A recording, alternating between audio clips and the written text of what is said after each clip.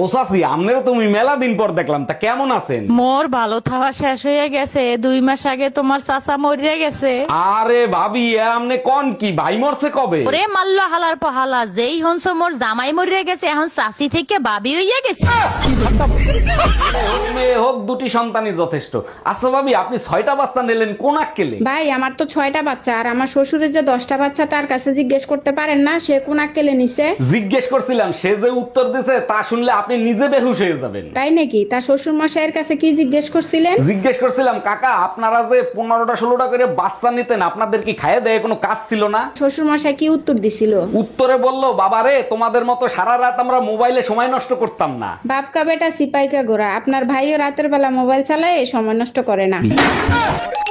Hello, আমি kidnapper বলতেছি। তোর বউকে যদি জীবিত দেখতে চাস তাহলে 2 লাখ টাকা নিয়ে আই। আমার বউ কিডন্যাপ করছিস তুই? আমার বউ তোর কাছে, আমি টাকা দেবো কেন? টাকা তো দিবি তুই। এই নে তোর বউর সাথে কথা বল। বেবি, আলমারির পেছনে 2 লাখ টাকা আছে, ওখান থেকে টাকা নিয়ে আমাকে ছাড়াইয়া নেও। আমি ঠিকানা দিচ্ছি, ওইখানে টাকা নিয়ে আই। তুই কি গাঁজা খাইছিস নাকি? বাংলা বুঝিস না? টাকা দিবি তুই, তা নালে বউ রেখে দে। বুঝতে পারছি, এই শালা টাকা দিবে না। ভাবি আপনি জানতো। এই তুই ধুমকি কারে দিচ্ছিস? আমি কি বউরে ভয় পাই নাকি?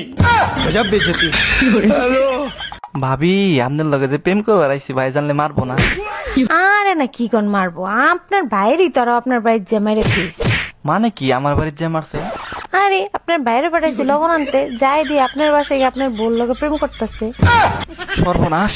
বাবু, আজকে দুপুরে তুমি কি খাইছো?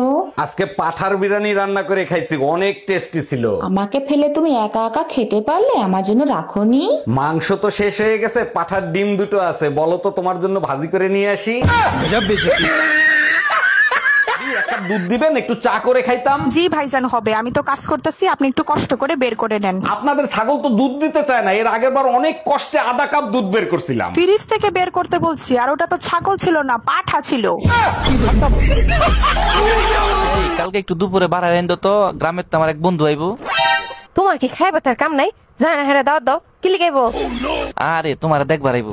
আমার কি ডুব জ্বালাইছে জমানা দেখবার আইবো? আরে রূপ জ্বালানোর লাগে না, ও তো শালার বিয়ার গেরা উঠছে। পরে কইছি যে আইস একটা স্যাম্পল দেয়, তুমি তো জীবনে বিয়ার স্বাদ মিটাতে পারবে না। কি আমি শ্যাম্পল?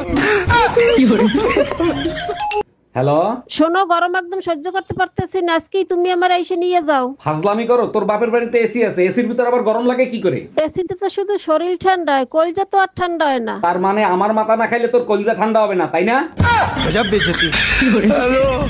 কে এত সকাল সকাল দরজা নক করতেছে? ভাই আমি বাড়িওয়ালি, ঘর ভাড়া নিতে আসছি, ঘর ভাড়া দেন। আরে ভাবি, কি ঘর ভাড়া দিয়েছেন? সারা রাত শুধু ঈদুন নাচে ঘুমাতে পারি না। 1000 টাকার ঘর ভাড়া ইঁদুর নাচবে না তো কি মা ধরি নাচবে? তুমি এত বড় অন্যায় কিভাবে করলা? তোমার কি বুকটা একবারও কাঁপলো না? আরে বাবা, কালকে থেকে মাপ চাচ্ছি, আমার অন্যায় হয়েছে, মাপ করে দাও না। দেখো, মাপ চাওয়াটা সমাধান না, ভুলগুলা শুধরাও। 2 বাচ্চার মা তুমি, এলাকার লোকজন কি বলবে এখন যদি তোমারে ছাইরে দিই? ভাবছি আমার প্রপার্টি ছেলে মেয়েদের ভাগ করে দেবো। ছেলে মেয়ের প্রপার্টি ভাগ করে দেবেন, খুব ভালো কথা, কিন্তু আপনার তো প্রপার্টিই নেই, তা কি ভাগ করে দিবেন? ফেসবুকটা মেয়ের নামে করব আর ইউটিউবটা ছেলের নামে করব, কেমন হবে বলেন তো? এটা খুব ভালো উদ্যোগ নিছেন। আর ইনস্টাগ্রামটা কারে দিবেন? আজকাল ছেলে মেয়েদের নিয়ে কোনো ভরসা নাই, তাই ভাবছি ইনস্টাগ্রামটা নিজের কাছে রাখবো।